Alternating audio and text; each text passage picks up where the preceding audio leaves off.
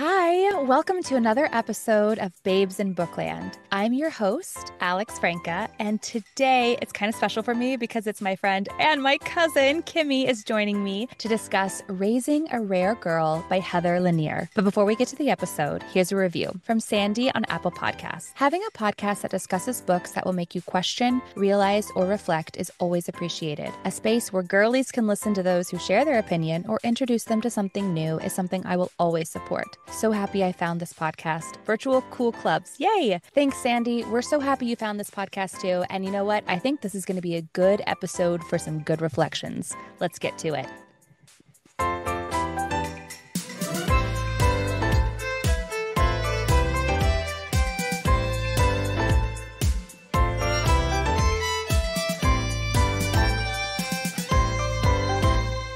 Hi, Kimmy. Hi, Al. This is so exciting that you're here. It is so good to see you on Zoom. We haven't been in the same place since our grandmother's funeral. And before that, it was many years. And we were like thick as thieves growing up. I know I hold on to those memories that they just Yeah. keep you close for sure, no matter how far we are. I completely agree. And it's just really special for me to have you here. So thank you. Thank you. Thank you. Okay. Raising a Rare Girl. What were your thoughts? I thought it was amazing. I thought it was so powerful and also a mirror, honestly. And I had never really read a memoir like this. Just the first half of the book, I could relate to so much of it. At the very beginning and all the surprise and the adjustment and the grief that you go through. It was so palpable and so relatable. It was almost to look back, turn the clock back 10 years and to really remember myself in that spot. Yeah, good. I was hoping that you would connect with it. Did you feel a little bit more seen, a little bit more understood than you did before you read the book? Yeah, I sure did. I thought that this memoir was incredibly moving and eye-opening. She marries her personal experience giving birth to and raising a daughter born with the very rare genetic disease, Wolff-Hirschhorn syndrome, WHS is what we'll continue to call it throughout the episode. It's very rare. 1 in 50,000 children are born with it. And Heather writes that your odds of becoming a pro athlete are twice as good as your odds of having WHS. So just to really show you how rare it is. So it's a genetic disorder and it's caused by a deletion or missing piece of chromosome 4. And she's got all these cited excerpts from various articles and essays and books. And I always appreciate a good source. And she uses these to compel us to reflect on our own thoughts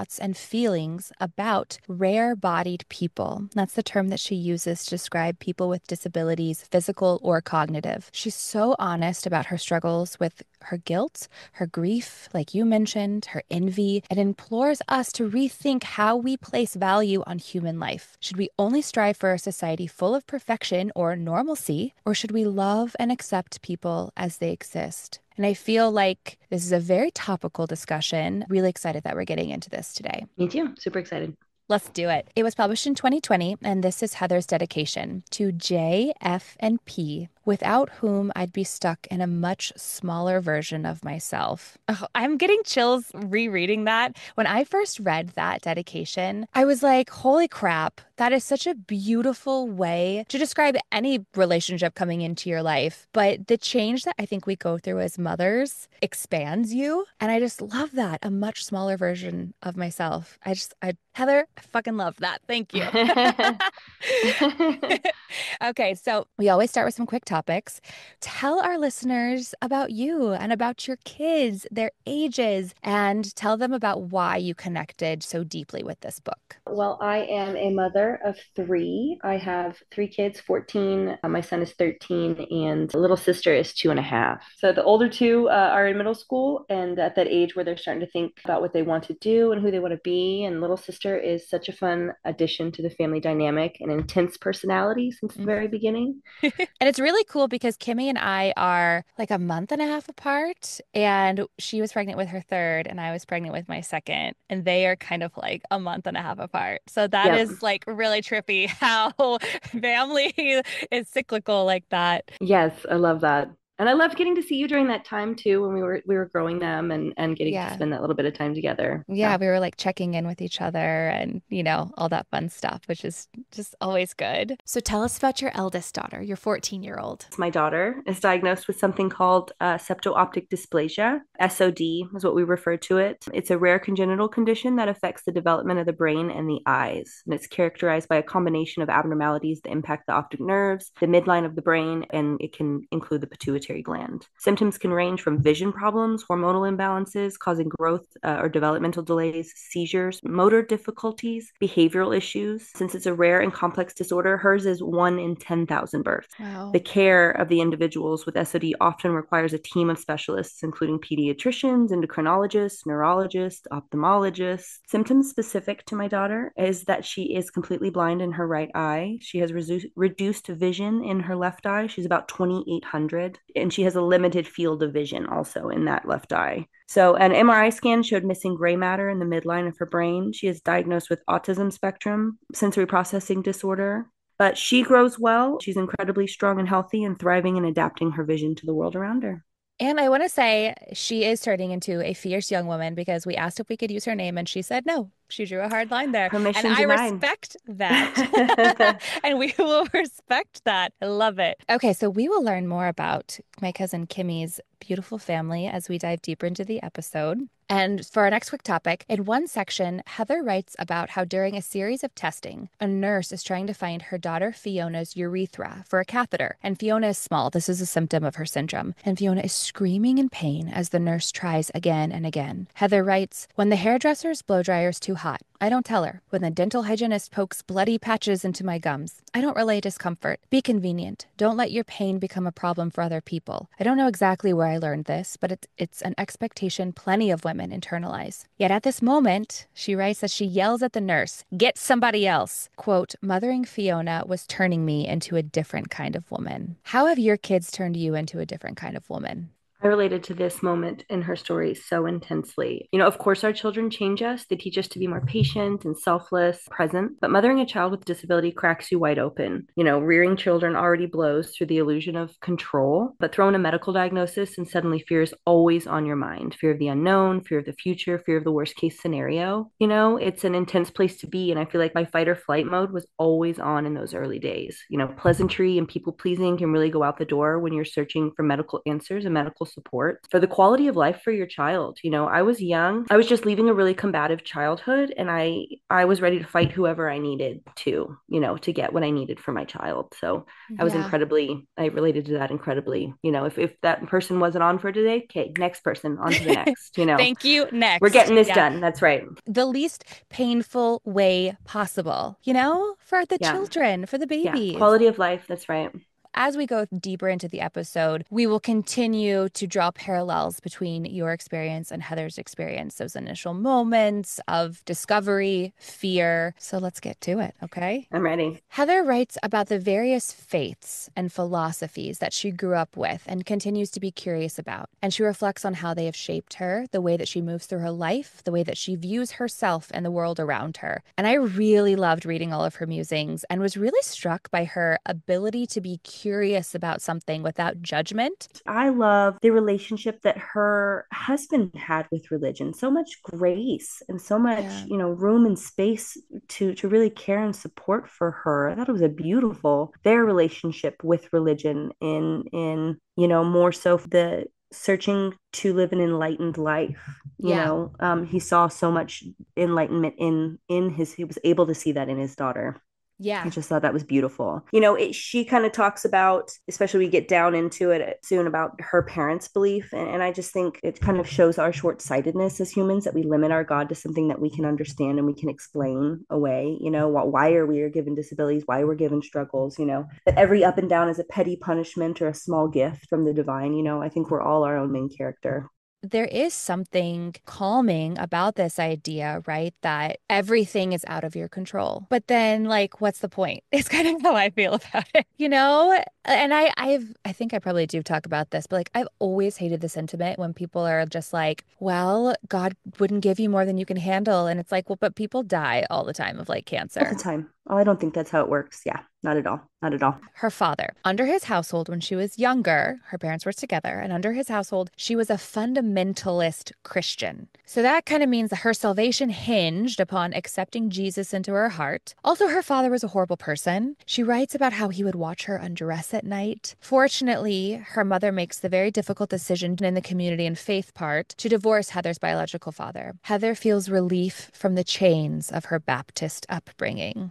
How was faith utilized and was it weaponized in your household? Oh, it's weaponized, totally. They taught directly from the Bible. So I think a lot of fundamentalism there, a lot of I can just remember, I mean, I spent a ton of time with my dad working and sitting in the truck. And this was the 90s where I mean we didn't have iPads or anything to keep us busy. It was just Yeah. hours long in that truck, days and listened to 90s country music. And when I was young, we went to church every Sunday and we went to, Bible study every Wednesday. But my parents yelled at each other the entire way to church and the entire way home from church, and every Yeah. day was a battle. And very, very, those gender roles were very much enforced. Yeah, I think they liked to present, this is the way it's supposed to be. But like everybody and anybody, they Hmm. fell short, constantly fell short. And I feel like it would have been a more realistic and a healthier upbringing to just admit those faults of we try again, we try harder, we learn our lessons, we try to be good people, not, these are the rules and you broke them and you're a bad person, you Yeah. know.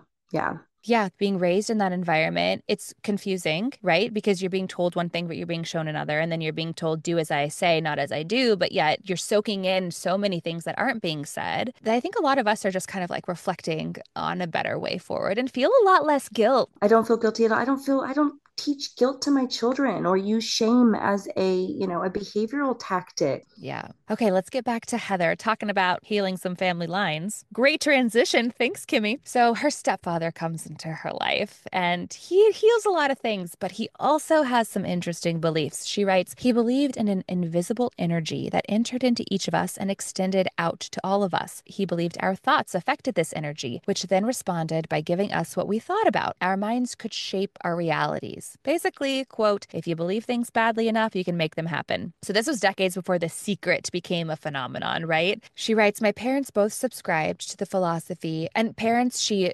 recognizes her stepfather as her parent. So when she writes my parents, that's who we're talking about. My parents both subscribed to the philosophy that thoughts made things. Whatever you wanted, you could get by thinking positively. If you weren't getting what you wanted, you weren't being a good enough steward of your mind. But unfortunately, it gets really tricky. As Heather tells us, my parents' belief in the mind body connection sometimes means that they unintentionally blamed me when I caught colds and flus. There's this book that she writes about her parents turning to, a guide for determining the mental causes of the physical ailments. She writes, if I developed a case of sinusitis, we went to the book. Sinus problems? Irritation to one person, someone close. Who was I annoyed with? I sometimes got bronchitis, lungs, depression, grief, not feeling worthy of living life fully. What was wrong? Was I depressed? If in my mother's former fundamental Christianity, sin was the cause of depression, then in our New Age religion, depression caused a sin of the body, illness. Both religions, I realize now, attempted to explain suffering by finding blame with the afflicted. And this is a big theme throughout Heather's book. Heather continues, you will find entries for coughs, cramps, and Crohn's. You will not, however, find an entry for chromosomal anomalies. Like I said earlier, her stepfather actually ends up dying of cancer. He does pursue a conventional treatment at first, but then he ends up going to a new naturopath. And while her stepfather's quote unquote woo woo methods of positive thinking hadn't healed him, Heather once again breaks up with the belief system that she could no longer reconcile with. These ideas are triggered, though, much later when Heather is pregnant. She writes, the belief that I was entirely responsible for my wellness, only now I had my baby's wellness too.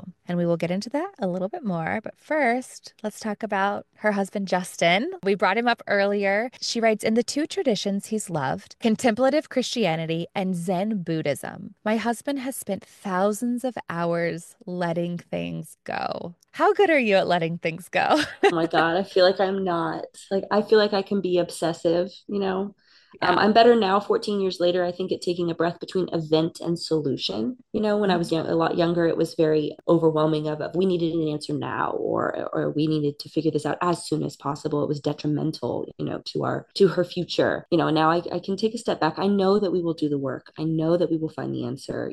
I think the latest White Lotus, that finale, how it began with the Buddhists talking about how our quest for resolution in the unknown is the cause of our suffering, and ain't that the truth? Yeah, no, it's true. And thank you for bringing such a wonderful pop culture reference to the show, White I Lotus. loved them. I loved the Ratliff family. I could not get enough. It was so twisted. So good. So in quite a few of the memoirs, Buddhism gets brought up, and Pema Chodron gets brought up. She's a Buddhist nun. I think it's such a lovely philosophy, religion. Seems like such a lovely way to live life. I'm Buddhist curious. If your son is Christian curious, I'm Buddhist curious, and Oh, I feel always. like I need to go down that path a little bit more. And yeah, I love things like White Lotus, kind of just bringing some of these ideas to the mainstream, maybe to certain people who would never get exposed to this Exactly. idea Yeah. before. I'm the same. I'm a Scorpio, which like I actually don't really subscribe to too much of like the Libra zodiac rising. stuff. Scorpios hold grudges. And I do hold me some grudges. So I'm working on letting things go. You know what letting go right now? What my idea of success is and what my idea of a successful life is. That's something that I'm working on. Wow. Yeah. It's hard when you've Oh, I can thought of imagine. something one way for so long, you know? Yep. I love that. No, to think about that and the success of like, right, but mothers having it all. And if we are so highly successful in it's just pieces of the puzzle, right? Motherhood and in our career. And like there's just, maybe we're 40% here and like 40% here. And it makes up this much of our life because there's not that much of us to go around, right? And just highly successful in all of these areas. We have to share ourselves a little bit. I think that's hard. It is hard. It's a constant weighing every day. Okay, so back to Heather. Right after Fiona's birth, Justin is ordained as an Episcopal priest. Their church was more progressive. It ordained women, married gay couples, didn't require celibacy, but it matched that traditional thing that he loved about Roman Catholicism. He saw this was his path forward. So throughout the memoir, Heather writes about the ways that Justin parallels his faith journey to their experiences. And you kind of brought that up too, how he just saw his daughter for who she was instead of like who the world seemed to like need her to be. Yes. Yes. To talk about the perfect partner. Yes, it was lovely to read about their relationship. And he just seems so at peace and grounded, offering a great shelter for Heather as she really struggles with her daughter's diagnosis and the little value that the world appears to put on her life. So we'll sprinkle in some of these moments as we discuss further. And I also love, she writes that he taught her again and again that, quote, laughter was a spiritual practice. What are your thoughts on that phrase? Because I loved that. I love that so much. I believe that wholeheartedly. Like, I feel the closest to God when I'm with my nuclear family, when we're enjoying the sunshine in the backyard with a cold drink, or when we play music and cook meals together. I heard one time that a happy family is an early heaven. And that just really stuck with me. Is I can't, there are several times when I'm holding my clean baby, I'm rocking her to sleep, and I just think this is heaven. It's gotta be. Yeah. Yeah. No, that's so true. All right, so let's talk about growing our babies. The pressure specifically to grow a super baby is what Heather writes about. And I love that she capitalized super baby. Heather writes about the various ways that she already felt pressure to do all the right things so that her baby would be perfect while she was pregnant. She gave up wheat. She writes that she's unsure why. She's just like, I remember giving that up. And I was like, oh, okay, I would not. I only ate bread towards the end of my Oh, pregnancy. bagels. Oh, yeah. It was, yep, every day. She only slept on her left side because it was better for her circulation and the babies. That one hit with me. Definitely, I tried very hard to only sleep on my left side. Heather writes about listening to Hypnobabies, a natural birthing program that guides you through self-hypnosis to have a pain-free, medicine-free birth to, quote, create the reality she wanted, which a pain-free birth and a perfect child was the reality she wanted. And remember, she has her old views of that mind-body connection. So she writes, I suspect my old views were activated largely by the culture of pregnancy itself. Once our pee contains enough HCP to make a plus sign on a stick, women are advised on every single lifestyle choice. And ain't that the truth? Okay, so you've had 3 babies. Have you had 3 pregnancies? I've had four, actually. I had an ectopic pregnancy in 2014. I'm so sorry about your ectopic It's pregnancy. okay. Did you end up needing I surgery? did. I had ultrasound that showed internal bleeding. I was in a lot of pain. Oh It my was on, so it God. was New Year's Eve, 2013, and I waited. I was in pain for like 2 days. I waited so that I didn't have to go to the ER, so that I could wait till the offices opened on Monday. So on the first, That's kind of dangerous. I mean, I didn't know what was going on. I thought it was a cyst. I thought I'd had a cyst Oh, so you before. you hadn't tested positive for pregnancy. No, I was not trying to be. Okay. I had an Oh. IUD. And that's, yeah. So they Whoa. say that there's an increased risk, and that's what happened. I had an IUD, and I totally did not expect to be pregnant, but I was in a lot of pain, and the ultrasound showed that not only wasn't an ectopic, but that I was internally bleeding. Oh my Yeah, God. so I rushed to the ER, and luckily this is a time where the laws weren't as restrictive. I cannot imagine going through it Oh, now. I remember laying on the table being incredibly scared, asking the nurse, what am I looking at here? I had a 2 year old and a 4 year old at home. yeah. They need me. And there's nothing scarier than, these complications not sending me back home to them. So I Yeah. think the topic of, abortion as healthcare. I mourned that potential child for about a week, because it wasn't Yeah. expected. It wasn't, not that they weren't wanted, but it was this little, what could have been. But I was so thankful to come back home to my babies, which was the Yeah. important thing. I was so Yeah. young when I had the first two. Yeah. So tell us about those pregnancies, the difference between the first two. Like you said, you were young. What were you, 22 when you were pregnant with your eldest? Yeah, I turned 22 when I had my eldest, and then 23 when I had her brother. So very young, back to back. And not only that, but we'd found out her diagnosis before the second one came. So I have a toddler and a baby. Pregnancies were all, I was very sick with my girl babies. I mean, threw up for 6+ months, had morning sickness throughout the entire time. I found it. I thought it was so interesting. With my son, it was the regular 6 to 12 weeks. You're kind of sick, and then you're moving on. It was much easier. And were you really strict about what you ate? Did you avoid all the normal stuff? Yes, I was young and healthy, and very thankful for that. Very thankful for very uncomplicated pregnancies. Yeah. And then when you decided to have your third, this was a decade later. How was that different in your body? I was viscerally reminded how I carry girls. I was so, so With the vomiting, incredibly you mean? sick. Yes, yes, these girls that are trying me from the very first moment. It was wonderful. I definitely reappreciated it as, this could be my last time. I kind of got that chance to, back to back pregnancies when I was younger, you just kind of want to get through it. And then this one, I was able to slow down and really enjoy, that time with her, and with Yeah. our family of four transitioning into a family of five. That was a really sweet transition, bringing her into the dynamic. That is so sweet. And speaking of sweet things, let's talk about Fiona, Heather's child. Her daughter was born in a warm hospital tub after 36 hours of labor. How were your birth experiences? I love giving birth. Love I that for you. absolutely just the whole, I mean, it's painful, the contractions, but I just find the whole process so incredibly magical. Like there's nothing like those first moments with your baby. There's nothing like those first few days with your new baby. Birth is the most amazing thing I have ever experienced in my entire life. Did you have medicine-free Oh birth? no, no. Okay, good, I good. was induced with Okay, all three kid babies. So I never okay. started contractions on my own. My body was never able to like cope with, those natural endorphins, and I was Mhm. Pitocin all three of them.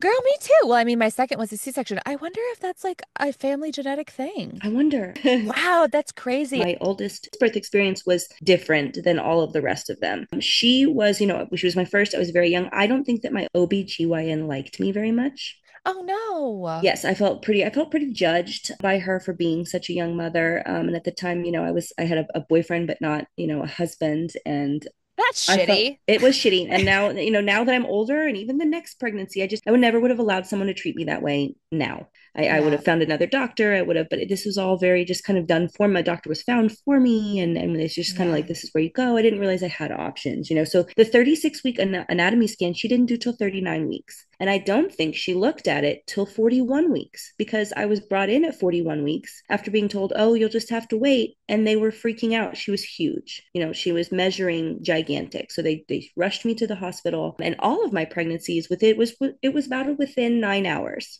from the time I went into the hospital to the time they were born was about 9 hours.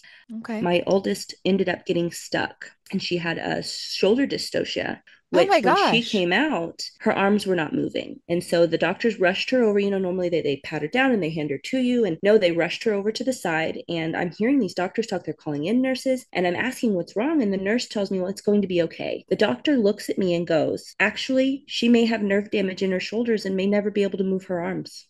What the That's what she told fuck? me. I'm sitting there on the table, my first baby spread out on the table still. And she's like, actually, your kid may never be able to use their arms. Just like that. Just like that. Like, oh my And I God. was, my husband was leaning over me, check on me. And I was like, go to the baby, and go over there. Yeah. Instead of sending everything that I could to go check on her. Have you left a terrible review for this I doctor have thought about online? it over and you know what? I checked online because I was like, I should leave a review. And this was recently. This is now like 14 years later, and I'm still affected by it. But I I have mean, thought I don't so I blame you. looked, and about half the reviews are exactly what I would have said. Yes. So Okay. several of them are like, I felt judged by this person. I felt the That's care was, this horrible. and that, like I'm intense. sorry. Yeah. Okay, and then so how crazy though to be told this thing and then that ends up not happening, right? But then something else ends up happening. We'll circle back to Heather and her birth experience with Fiona, but let's get into your daughter's diagnosis and how that happened because I feel like we're right there. Something interesting that I do share with the author is that experience in the first couple pages where she talks about, her daughter was born and they were hovering over her, but when she was handed the baby, she was told something and along the lines of like she's perfect or she's perfectly normal and that was the last time someone would refer to her as perfect. That is something that I connected to very, very much because that is exactly what happened. I mean, this 9 pound, 10 ounce huge healthy baby girl given to me and told me that she's perfect. And while she is, it was a different feeling when 3 months later, we're finding out from a bunch of doctors, we're finding our diagnosis. My mother-in-law was actually the first person to come to me with those concerns. It being my first baby, I had no real timeline of, but she had brought up the fact that she wasn't tracking, she wasn't making eye contact, and that it might be time to get her checked out. And I can remember just crying at that before we met the doctors, crying at what if she has autism? Mm. Like that's the worst thing Well, is we've been sort of as a society conditioned to like be afraid of that instead of accepting that pretty much we're all on a spectrum right. of varying degrees. That's a very topical situation right now. And it makes me so angry for people who are diagnosed with autism and parents of children because there's absolutely nothing wrong with you. No, Absolutely nothing wrong these with you. incredibly special individuals. I have learned so much with my daughter's neurodiversity of the way that she looks at the world, the way that she processes information. It's amazing. I find it's so beautiful. We're not as a society exposed to that. We're not taught to value those quirks because maybe they're not profitable. Maybe they're not. That is easily conformed. I wonder if Yeah. that's it. Oh, yeah. There you go. Yeah. Talk me through your mother-in-law brings you these concerns and you go to the doctor. Yeah, we actually went to 3 doctors in 6 days. Wow. All ophthalmologists. So first it was just a regular ophthalmologist, and then it was a pediatric ophthalmologist, and then it was a low vision specialist ophthalmologist. We just kind of were handed down from each doctor ONH, optic nerve hypoplasia, which is what the ophthalmologists can actually see as the small optic nerves in the back of the eye. And little did I know, so ONH, optic nerve hypoplasia, is a part of a larger syndrome, septo-optic dysplasia, which she has. That includes, along with the small optic nerves, it can include the abnormalities in the brain. And we needed an MRI to show us that. So what struck me the most about the medical community was meeting all of these ophthalmologists, and getting this diagnosis, the last one especially. Nobody made it clear to me that she needed further testing. Nobody made it clear to me that I needed to, ONH can be part of something bigger.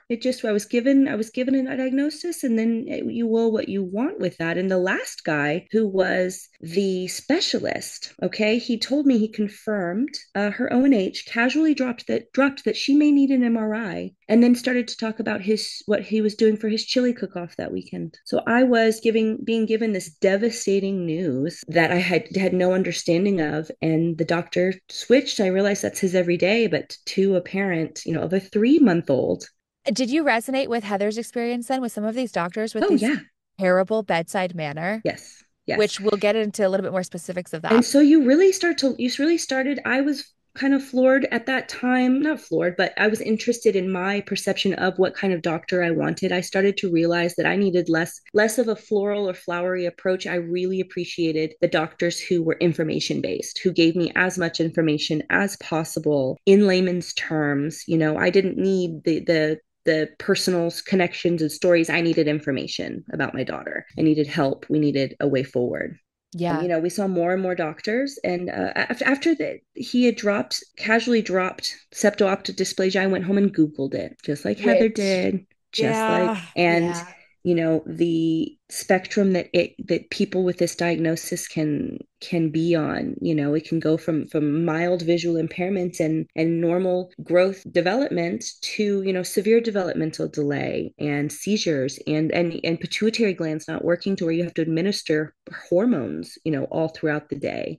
You just were in this place of like unknowing, like a limbo. Yeah. There was nobody there that was saying these are the next steps for you to take so that we can, narrow it down. Or was that just like we have to just see what happens as your daughter grows? It's a wait and see situation. Turned into that. I would have appreciated the ophthalmologist with ONH to have made it a little bit clear of the alternate syndromes and said, hey, I mean, you need to now your next step is a neurologist and an endocrinologist. And these are your next go-tos. Like that is what I would have appreciated because when we did see the endocrinologist, that came back normal. Her neurologist, mostly, her MRI showed some abnormalities on the midline of her brain and missing gray matter. And so when she was very young, we did not know what that was going to manifest itself as later in life, right? That's where a lot of the care went to. Okay, she's not in dire need. We'll see you every 6 months, or we'll see you every year. We'll keep an eye on this. So we did learn quickly with the first initial tests in the MRI that she was in a stable condition. That was comforting. Yeah, your situation, it just is reminding me of Heather so much, where, like you said, she was given this baby and she talks about the APGAR test, which is this test that all the babies, get within the first 5 minutes of being born. And it's this way of realizing how, quote unquote, good your newborn is, which is kind of crazy to think about, but you want that high APGAR score. You do. And her daughter Fiona scores at the 1 minute mark, it was an 8, and at the 5 minute mark, it was a 9. She writes APGAR called her normal, and it was the first and last time anyone would. As the morning wears on, Heather's given birth. She writes, it became clear that I needed to worry. Fiona was 4 pounds, 12 ounces, an alarming size for an infant born full term. Heather is really worried about the size of her daughter, and she's being made to feel worried about it. And she writes about the painstaking process of trying to get Fiona to latch and to feed her, and having to like pump on a hospital grade pump and squeezing out tiny drops of colostrum, thicker liquid, and then they suck you dry until your milk comes in. They're like these little vampires. Just that was my experience. First night, not so bad. Everybody kind of got sleep. Second night, both of the babies were like, where's the milk? Where's the milk? Where's the Oh, milk? I was Googling nipple shields at 2 a.m. I was like, I can't do this anymore. How am I supposed to do this anymore? Help. Night two. I ordered nipple shield overnight. I love it. A doctor contemplates sending Fiona to the NICU, but they decide they can wait on that. So Heather is just getting all of this like mixed information, brand new mom. You're in the thick of it. You're exhausted. She writes, a new nurse entered my room, someone who hadn't just seen me squeeze a person from my body without medication. And she asked me a question that felt like a slap. Mom, did you take any drugs while pregnant? No, nurse, I wanted to say. I took superfoods. I took Reiki. I took electronic accords and affirmations. And that really pissed me off. It's like, on one hand, I understand because it's not making sense to the medical team, right? This is a full-term baby and she's very small. The first thing that they need to figure out is if there was any drug use or what happened, during the pregnancy. But we're obviously reading this from Heather's perspective, so we know that everything, like she did everything she could plus more. And to be asked that, I can't even imagine the pain that would cause. Sure. I mean, the sad reality is, there's just such a broad spectrum of things that happen, people that come into their services, sure. But I mean, I think there's a theme over and over again with people's experience with the medical community of how abrasive it can be, you know? Yeah. And in some ways, it's like I get it because I think it takes a certain type of person to be able to be in a field where like horrible, horrible things happen every day. And like Yeah, you have to move forward, you have to disassociate in a way. But then it can be maybe easy to lose track of the fact that like these are people that you're yeah, dealing with. They're not names on a chart. that's right. I've had really good success with doctors. I do tend to pick women. I don't know if that helps in my experience that they've listened more. I think statistically that's a real thing. And I will say I was very surprised. My doctor was in Tuscany for a wedding when my daughter was due. She was Okay. leaving for Tuscany. So I was like, great, I'm supposed to have a baby that time. So, well, this woman, it was the same woman who delivered James 10 years earlier. So Okay. she's, this wonderful doctor. So she couldn't make it. So the doctor they called in, we had just done shift change, was a man. And I had never been to a male doctor before in my life. He was wonderful. I would have honestly he retired that about 3 months later. I would have switched doctors, quite frankly. He was amazing. He was caring. He came in, you could tell that he was experienced. He took a lot of care. Now, this was an incredibly fast, he was only in there for a very short amount of time, but the work that he did, I appreciated him very much. Good. I love that. So while Heather is kind of having these experiences, like she's falling in love with her daughter, right? As most of us do when that little beautiful babe Little angel. is like passed over to you. The pediatrician comes in, and that's who they need the all clear from before they can go. And Heather's ready to get out of there because she's tired of like feeling judged, and is not feeling like a good situation for her anymore. And she writes that the pediatrician is suspicious, and he looks at Fiona with displeasure, asking about the placenta. Quote, "If it's not the placenta," he said, "then it's the baby. You see, it's either bad seed or bad soil." She continues, "I wasn't so sleep deprived to lose the thread of his logic. I was the soil. My daughter was the seed. My daughter, according to his expert eyes, was a bad plant." I was so angry that the doctor said this. I mean, who the hell says this to anyone? I hated this for I her. can imagine some of these things coming out of these doctors' mouths, right? Just think about what you're saying. Okay, so they go home. Heather is still struggling to get Fiona to eat, but she doesn't want to turn to formula because she's been conditioned to believe that formula is bad. And she just feels like she's failing. She feels like she's failing as a mom already. She writes a lot about surrendering throughout the memoir. We've talked about letting go a little bit. She couples it with the idea that, quote, "every new beginning involves the dying of something, and every death precedes a birth." She writes, "A friend of ours, a priest and mediator, told us that after the birth of his first child, it took him months to let go of his old life and surrender to the demands of parenting. He didn't enjoy parenting until months into the gig, when he finally let go." We've talked about your eldest daughter. You had her on an unexpected timeline, and these unexpected things come up. Did you feel like you had to surrender this idea of what you thought motherhood was? Or were you able to just kind of like go with the flow? My timeline was unexpected and unconventional, but from the very first moment, it was nothing but healing for me. I found so much love and purpose and healing in motherhood and my own family. I got away from what I was raised with. And sure, we had plenty of struggle, but the love was real and we could get by on very little, just living on love kind of at that time. Yeah. Oh, I love that. Heather writes, "I didn't know that in becoming a mother, my old worldview would get cast down, that much of what I thought mattered in life would grow old. I didn't know just how profoundly my life would be made new from this baby, and not in the usual a baby changes everything way. No, in a way that would toss my deepest hidden values upside down." So at this point, Heather is still very much trying to get Fiona to be, quote, normal. And she'll have to reckon with how the importance of being normal and its cousin, right/correct, in her life and in our society muddies the way that she can feel allowed to purely love her daughter. Months pass, and Fiona is not gaining weight like she should or reaching the standard baby developmental marks. Finally, a doctor suspects a syndrome. Fiona has wide-set eyes, a heart murmur, and a Y-shaped butt crease. Heather is so honest. She writes, "For a painful second that felt like free falling, I wanted to hand my child to someone else. A mother is not supposed to have this thought. A lizard, maybe, but not a mom. The urge to hand my baby back was primal and pre-rational and brief. When Fiona was returned to me, she was nearly weightless, and yet now I held the weight of the world." You talked a little bit about grief earlier. I think especially when you're given such an unexpected diagnosis, it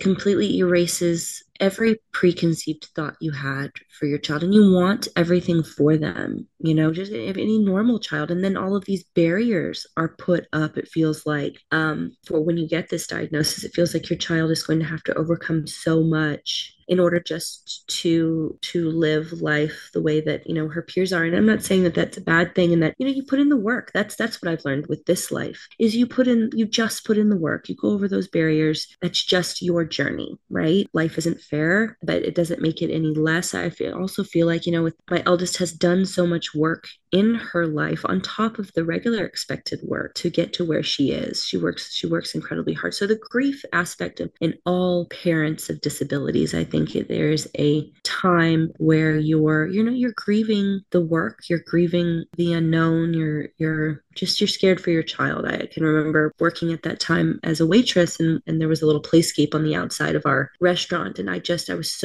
wondered over and over again, would my child be able to play on the playscape? Would she run and play like with all the other kids? And come to find out, yes. Quite frankly, she's taught me over and over. I mean, you would think this little, mostly blind child would be scared, and she's never has been. She has always just barreled towards that playscape and figured it out. So that's been our life, and the grief and the fear has really just turned into like resilience and competence. I can't imagine. And Heather, this is where our journeys are different. Is there was such an unknown in our spectrum, but it did get to a point where I knew that she was stable. I knew that it wasn't degenerative, that it was all work from here, but that everything was stable. It wasn't limiting your daughter's life I can see. expectancy. Oh, but before I knew those things for sure, that is a fear unlike any other that sticks with you for the rest of your life. It sticks with you that it's not good enough, that my child is the better spectrum, and then that we are the lucky ones. But you become so vividly aware of the parents sitting next to you that are, and you get this Heightened compassion and empathy. heightened compassion, yeah, and community among these people of you want to fight for every child that needs a little bit more. They all deserve it. Yeah. Yes, I completely agree with you. That's also a reason why I wanted to pick this book and talk about this, because I'm right there with you. I want to fight for your daughter, for Heather's daughter, for people I don't know. Back to Heather's journey. At this point, she doesn't have an exact diagnosis, but she goes down the rare syndrome rabbit hole and she reads horrifying things. She writes, "The internet had done what it does best, stirred up my fears into a strange froth that I no longer knew which was up and which fact was truth." Can I just say, like, the internet is really good at making us all be really afraid. So, like, we should all just, like, maybe take some breathers from the internet from time to time, no matter what you're looking up. You know what I mean? Okay, so she gets the diagnosis, Wolff Hirschhorn, like I said, WHS. Now she has even more solid horrors to combat, like the mortality rate that is estimated at 34% in the first 2 years It's of so life. scary.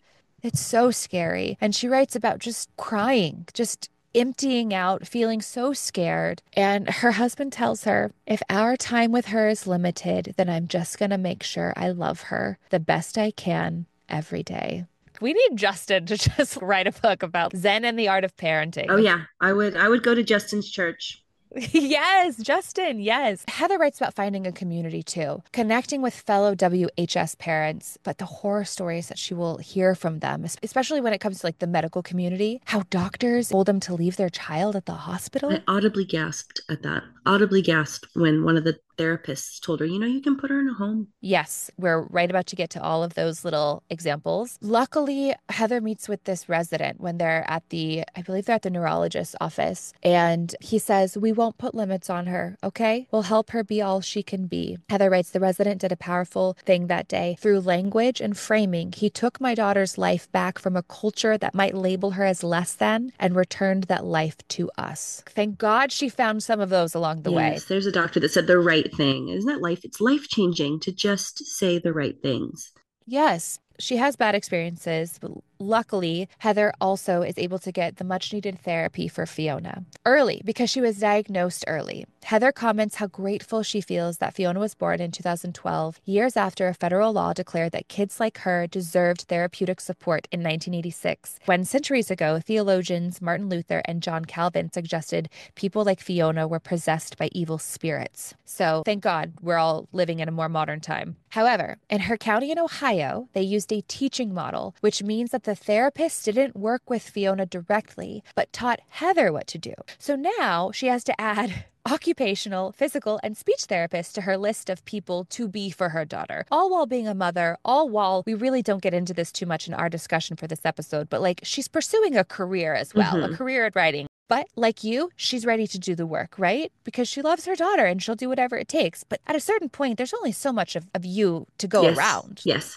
She writes, when I was having no fun as a new mom, I considered it the mark of bad mother. Good mothers reveled in the work, I thought. So, did you ever experience this feeling? Were you ever pushed to this point where you were just like, this is a lot? Yeah, I mean, that's part of that mom guilt on steroids. And throw in that I was 22 years old at this time. In those early years, I fought a tremendous amount of guilt for not being able to be everything for her. And you really don't know the questions to ask or the support to seek. It comes with time. And each specialist we saw, more recommendations for support were made. I learned over time that I cannot take over the role of everything that she needs. You enter this journey of motherhood, and I didn't go to school to be a neurologist. I didn't go to school to be an endocrinologist. I didn't go to school to be an orientation and mobility specialist. I mean, I just was not physically capable of being all of these specialists for her. And what I realized that it's my job to be her advocate and her team lead. And it's my job to keep this team moving forward, everybody having their piece to that puzzle. That's where what I learned that my role as a mother would to be, because it is impossible for me to mentally take on. You would drive yourself nuts that I'm not enough. I'm solely not enough to give her the life that she needs. You had to reach out, you had to ask for support. I was the squeaky wheel. I have learned in life, it is my motto that the squeaky wheel gets the grease. As an advocate for your child, what you ask for, what your expectations are, and just letting her team know that you are there, you're active, and that you're serious about your progress. You have to be on top of it as a special needs mom. I love that. The squeaky wheel gets the grease. I mean, it's true. And especially like, and I think that's also a journey that Heather goes on. We talked way at the beginning about how like she just wouldn't really say anything, right? Like I so resonated with her being like, yeah, when the hair dryer, I don't know if you've ever been to the salon and No, they're like it's on fine. your It's ear fine. for so long and you're like, it's okay, my ear won't fall off in a minute. But like then through her love for her daughter, found this inner strength and this inner power that I wish for all women. Right? That bravery. Those fucks go right out the door. That's right. Advocate for yourself and the people you love for how little or how much they need it. You're worthy of taking up space in That's this right. world. Yep. But throughout all of this, Heather still really struggles with what she wants Fiona to be an able bodied baby. She would fantasize about searching the globe for the missing piece of her fourth chromosome, and she realizes she has to let this go, specifically via this sermon by Mother Jackie. So, like I said, Justin's church is very progressive, and so there are female priests, and they call them mothers instead of fathers, which I think is fantastic. I loved it. And Heather realizes, quote, I had to die some version of myself, the desperate, clinging, distraught version who wanted what her child was not. It's difficult for her because Fiona has her first seizure when she's young because she has a fever. And we already talked about how, they go to neurologists and they're able to get this rescue medicine. But Heather has to learn about all the different types of seizures and how to administer the medicine correctly because, like, her daughter's life could literally be at stake. And it's like when the stakes are that high and all the while, she's still a part of her just wishing that she could change her reality. Mm-hmm. And I think that's a big thing is like she just needed to accept it, but also feel permission to accept it. I feel like that was a huge part of her memoir for me too. She dealt with the outside influence of she realized the world was telling her these things, right? Like realizations of, oh, I do hold these biases, and oh, what is this grief for this person, Yeah, I think definitely defeating our own societal conditioning towards this, because she knew, I mean, right away, there's no going back. You love these little people and with every part of your being, and that is a really tough thing. I think it almost was like she didn't really need Fiona to be quote unquote normal. She just wanted her to be loved. And she Yes. felt like the only way for her to be loved was for her to have this quote unquote normal value. Yes, the world, you want the world to see their worth, right? If you see all of this worth and all of this wonder, and you wonder if I wasn't here, would the world love you the way that you deserve? And it's a heartbreaking to think, no, actually they wouldn't. Yeah, she writes this. How did I ever learn that people like my daughter were less than? Had the roots of my thinking been planted by the defect language? She talks about, people using the R word and things like that. She writes, had they begun in the hallways of that elementary school I attended? Not quite. The roots of my thinking were older than me. The roots dug deep into history's soil, reaching even past the story of Jesus' disciples, who found a blind man on the side of the road and asked their master, who sinned to make this man blind, the man or his parents? Disability as punishment, disability as sin, disability as problem, as outcast, as other. These equations have been graffitied all over human history. I work really hard to cater my vocabulary to what is not only correct, but is like what that community wants to be labeled as. Respectful, yeah. And truly, it's absolutely no skin off my back at all. None. But when she wrote that passage, I was like, oh my gosh, it's so much deeper than just us casually dropping those words in elementary school, like she says, like we really have like disability as punishment, Hmm. disability as sin. The Bible, like my mind was blown because I was like, these are the things that you don't even realize the biases that are created. And you just kind of learn to think this way and that way. And then all of a sudden it happens to you. You're the mother of a child with a disability, and you have to fight for their value and their worth and their place in this world to be They're loved. saying like all lives matter. Like, do they? Yeah. Do they when it comes down to it? Ask yourself If that. that's your slogan, who are you overlooking in this conversation? Who are you devaluing? Thank you for bringing that up. That's a great point. Heather writes, I have never heard what I wanted to hear, which was, oh, genetic condition? My nephew had a genetic condition and he couldn't walk or talk or feed himself. And you know what? He's awesome, a great man. If I heard that, Heather writes, I would have burst into tears of gratitude. And I wanted to include that because I think people, they want to say the right thing. I do. I think people come from a good place, but it's like, I love that she gave us this example of just like, Yeah, don't try to fix yeah. it. Don't say, oh, they turned out fine. Like, just acknowledge that my daughter is beautiful and wonderful The as way that she she is, is. and that's Yeah. enough.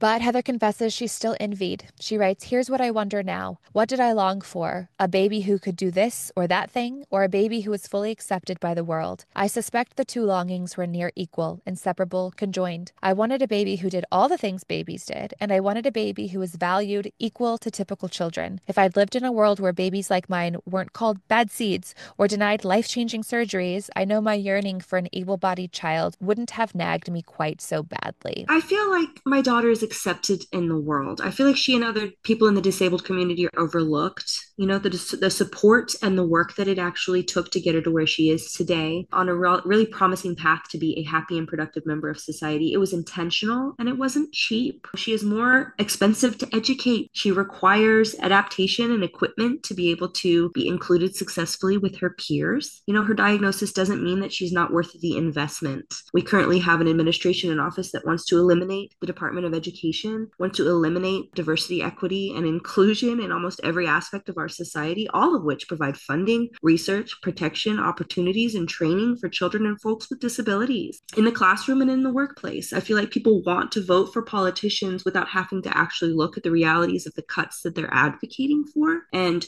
who exactly they're leaving out of the conversation. When we turn people into just a number on a spreadsheet, you said this earlier, when we turn people just into a number on a spreadsheet, you really eliminate the humanity of each living person and what quality of life means for disabled folk and their loved ones. Damn, babe, mic drop. That was beautiful. Thank you. That's exactly right. And at the very least, I just hope that today's episode invites these questions in our listeners' lives. I think that's what Heather wishes for her memoir as well. She talks so much more about finding a community. I talked about that a little bit earlier. She goes to a conference where she meets other children who have the same genetic condition as Fiona. But now I really want to get into the ways that her community was able to prop her and Fiona up. I said that she lived in Ohio at one point. She moves to Vermont, and these Vermont therapists are absolutely incredible. Their family moves to Vermont. Justin is offered a position in a church, and if they can stretch it, they can manage it on his single income because Heather has had to put Fiona's needs and what she is for Fiona on the forefront and her career goals on the back burner for now. Obviously, she writes this book, so we know that it comes back around. And to their delight, they have the most excellent free therapies for Fiona, and they come directly to her home. And unlike the therapists in Ohio, they respond to Fiona with joy and encouragement, not disdain. And these therapists have lofty goals for Fiona, and they believed that she could reach them, like chewing things. Most people with WHS cannot chew, walking. In Vermont, Fiona has more therapeutic hours in 1 week than she had in a month in Isn't that Ohio. incredible? In Vermont, shout out to my man Bernie. Of course they do. They take care of their people, don't they? Yeah, they do. Later in the memoir, these Vermont therapists will recommend an app to help Fiona find language so she can communicate her wants and desires as she is working on her verbal skills. Because Heather writes, communication is a human right. This is called ACC, Augmentative and Alternative Communication. After much deliberation on what is best for Fiona, they find this app. She gets this iPad for free from Vermont's flexible family funding. I mean, Vermont really sounds like a place to be. Mm-hmm. Fiona ultimately learns how to use it and communicate what she wants or needs. Heather writes about working with Fiona to give her a basic yes, a way for Fiona to have agency and independence in her choices. She wants so hard, and I think that's a big thing too, independence, Oh right? yeah. Giving your daughter the gift of independence. Talk me through the journey that you've had to take so that your daughter could have this more independent, supported life. I know you guys used to live in a small town, and I think one of the reasons why you moved from that small town was to give your daughter more opportunity. So take me through that story. Yes. So we moved back to our small hometown, and I thought that my ability to be more involved with the school and just understanding and knowing more people in it was going to give us the best relationship there. But what I quickly understood, and these teachers and women who tried their very best, but they were lacking the experience necessary, maybe seeing one visually impaired child in the years of schooling, so and we were also sharing a specialist with like three other rural districts, so we would get access to our specialists 1 day a week, and so we definitely made the decision. And therapies, we quickly understood that She had sensory processing disorder, and the therapists in the small town were not trained to deal with that. So, we went looking and luckily had the means to move to an area for the schooling and for the specialists that we needed. Every specialist we sought out kind of had a recommendation that kept moving us down the road. We did a couple conferences where we met parents with kids who were also visually impaired, and that was something cool. We have a group of VI kids that I've watched get older with my daughter, and they were so cute when they were young to see them side by side with their little glasses and their little canes and very similar quirks to each other. It's the cutest. So while we never really developed a tribe, we were involved and surrounded ourselves in a world where people understood our experiences and our struggles better. That's fantastic. Have you already started to see a shift in like the decrease of funding and has that played out? We luckily, personally, haven't. Now we do see it in the districts. We have seen it in the last couple of years. We moved to this district because a district out of the Austin school district, because of Austin's continued failures and under servicing of its special needs, its special education population. And that's budget cuts. We live in a state that is underfunding our schools repeatedly, and that is where we have seen the most lack. And luckily, with our therapists and supports, but these are delayed evaluations. These are kids, they could just, because of these budget shortfalls, we can't hire the specialists and enough support people. Children are being delayed for their evaluations sometimes by years. And those are full school years of these children sitting in and not getting the specialty work they need to be fully inclusive with their peers. We've seen that. Now, I will say my daughter has been very vocal of her fear of the future and their fear in what these budget cuts mean for her. You can say all day that the Individuals with Disability Education Act is still enacted. We get rid of these departments, but these federal laws are still in place. Who enforces these laws? When there's a state violation, who do we turn to when there's no more Department of Education? Who do we turn to for our civil rights to be reestablished? I mean, it's absolutely crazy. State to state, kind of, you already see some of those shortfalls because we do live in a Republican state, that the ripple effect from the federal funding hasn't made big impacts. But I am worried. We just enrolled my daughter in the Texas Workforce Commission, where they help her with training and placement in different areas of jobs. This is for her to be a more productive member of society, right? And every day I wonder, like, isn't this DEI? Isn't this the definition of diversity, equity, and inclusion? I mean, how is this a bad thing when it is helping her to be a more productive member of society, this inclusion work? How is it a bad thing? I don't understand why we're trying to narrow our scope of what good is. It feels like we're taking 5,000 steps It does, back. doesn't it?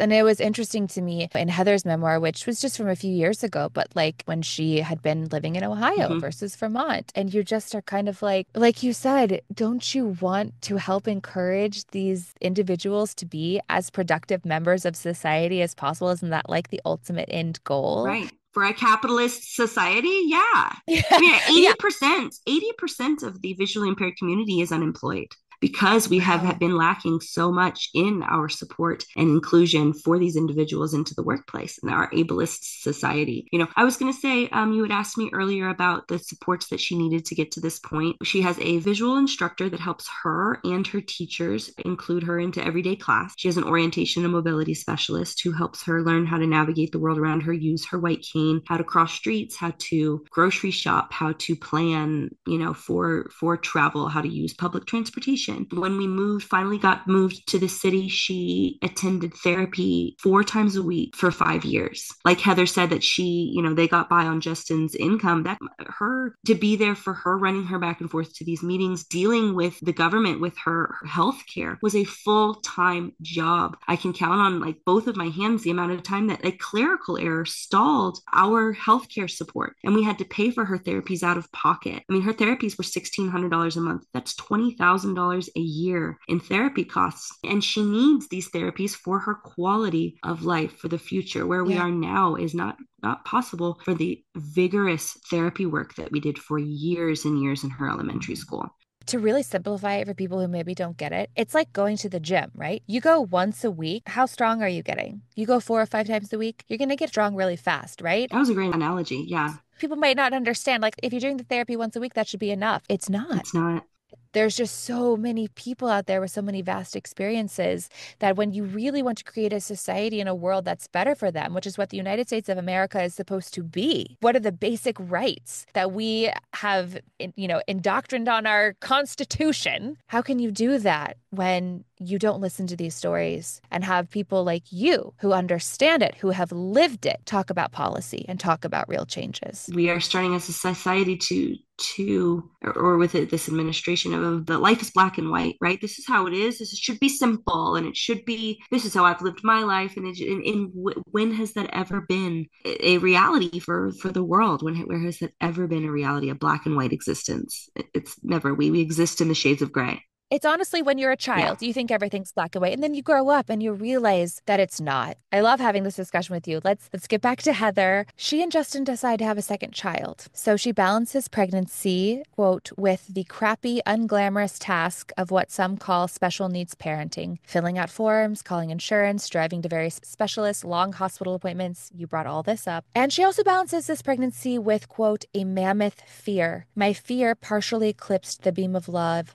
I'd hoped to emanate for this new human. It's hard to love a stranger, harder still to love that stranger through a rainstorm of what ifs. What if you too contain an anomaly? What if you are sick? What if you teeter on the edge of mortality? What if you break my heart? Ugh. How old was your eldest when you got pregnant with your son? Yeah, just 7 months. Yeah, so they're 16 months apart. So looking back at it now, it's crazy. It is crazy. I mean, and it has worked its way self out. They've had each other their whole lives. But come on, man, Yeah. what were our parents probably thinking when we were like, well, Hey not only do we have guys. this small, beautiful little, visually impaired baby, but we're having another one. Did you have any of that fear? Your eldest daughter's condition is genetic. No, I don't think so. I think it's just random, and it's happening. Yeah, and visual impairment. They've said that this diagnosis is happening on epidemic proportions. It's happening more and more that children are being born with this diagnosis.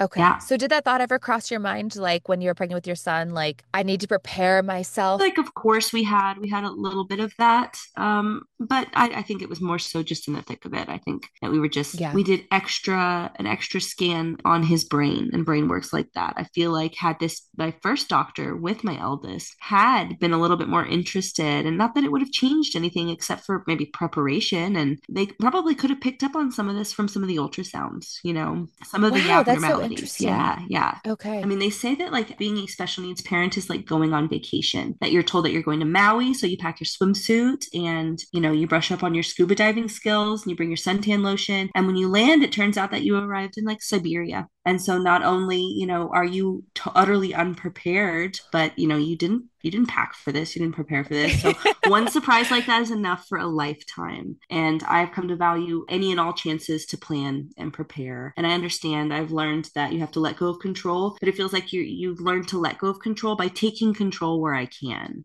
Does that make any sense? That makes so much sense. And you're talking to somebody who loves to be in control, so I'm with you. Knowledge is Yeah. power. And education is empowering. And as long as you do it right, don't go down those Google rabbit holes. I did my research. Yeah, a little, Yeah. let's watch ourselves with Yeah. that. But I do think that knowledge is power. And any time that you can just be a little bit more prepared for something in life. But again, balancing it with letting go and Yeah. realizing that you can't always be prepared. Yeah. And like and Heather deciding not to do the test because it could have been dangerous for her child. Like I respect that so much. I wouldn't have risked it either. Yeah, she was really debating getting the amnio done with her second. And that is such a moving passage, too, because she really takes you through it. I mean, she's sitting there and like the nurse doctor comes in and they're like, "Are you ready? Do you want to do it?" And she's like, "No, we're not ready." Like, we're thinking because she's trying to just figure out, like, who am I doing this Yeah. for? Am I doing it for me or am I doing it for the baby? And ultimately, she decides that it wasn't worth the risk. That's right. Okay, so I thought that this was pretty cool. Her second daughter is born without any genetic anomalies, and they decide to name her Petra, a name that just popped into Heather's mind, and it just felt right, right? Like she's like, Petra. So her water ends up breaking on what she later realizes is Saint Petronilla's Day, Peter, Petra. She has no idea when they name her daughter Petra, and then when she Googles like interesting things that happen on her daughter's birth, like this pops up and she's like, oh my God, it's so cool. And the crazy thing is that Saint Petronilla's expertise, she's the saint invoked against the very thing that triggers Fiona's seizures, fever. And her seizures, I feel like we didn't get into it as much, and I don't mean to downplay it because it is a very terrifying thing that they are constantly having to monitor Fiona. A fever causes a seizure, and these seizures can be they can be That's scary. life-threatening. Yeah. Yeah, so scary. So I don't mean to downplay that at all. And that's why this is such a crazy cool coincidence. Out of the 10,000 saints, they pick Saint Petra, and she's the patron saint against fever. So it's just like so beautiful. She writes, I had 1 foot in the land of rare and 1 foot in the land of normal. I was grateful to my girls for letting me hold dual citizenship. I could let both kids be themselves. The last section of the memoir is a couple years flash forward. Heather has a new job in the English department. Fiona's in preschool, later in kindergarten. And Heather writes about how scary it was to send Fiona to school for the first time. And she makes the video for the teachers so that they can know their daughter. And Fiona isn't overwhelmed at all at preschool. In fact, she's like a little mini celebrity and everyone loves her and everyone says hi. And she talks about how Fiona like air kisses them all. And I can just like picture her. So precious.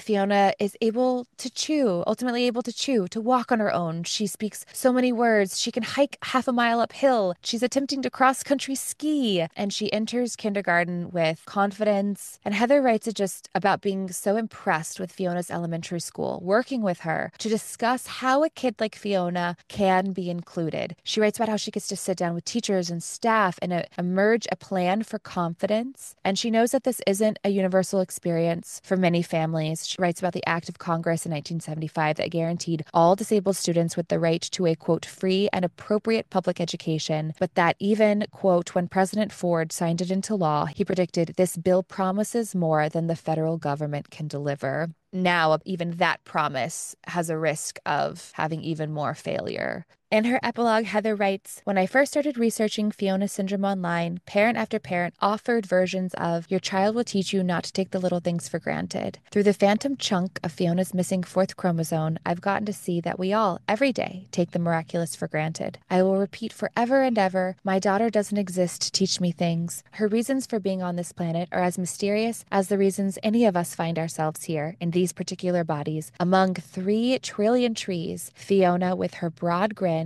has brought me again and again back to awe. I know. Yeah. It's beautiful. Yeah.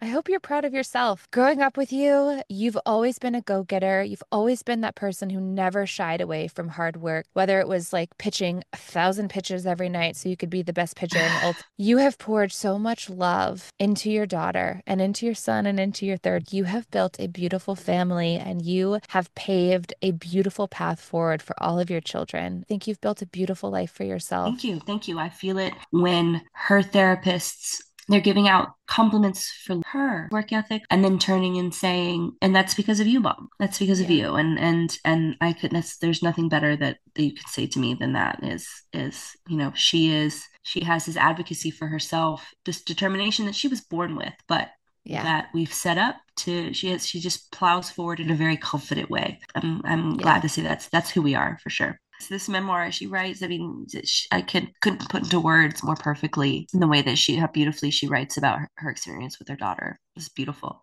It is beautiful. And I feel like ultimately this memoir is advocacy to implore us, the readers, to reframe how we think about people with disabilities. She quotes this essay by Leonard J. Davis, Constructing Normalcy. He writes, "The problem is not the person with disabilities. The problem is the way that normalcy is constructed to create the problem of the disabled person." Heather brings it back to a religious context, quoting the beginning of Genesis. "In the beginning, God made everything. And after God makes each thing, the Bible says God saw it was good." She writes, "No matter how you read the Bible as history or fiction or poetry or myth, no matter whether you believe it's the inspired word of some higher power or just another human-made tome, the writers of that first page want to tell us something. When we perceive with the lenses of the divine, we see goodness." It's all she wants, for us to look at her daughter and see the goodness and the light and the joy that she is. And I just love this book. And I love you. Thank you so much for chatting about this with me today. Raising a Rare Girl by Heather Lanier. And thank you so much for telling me about your experience and just giving me your heart tonight. I really appreciated it. I love you so much.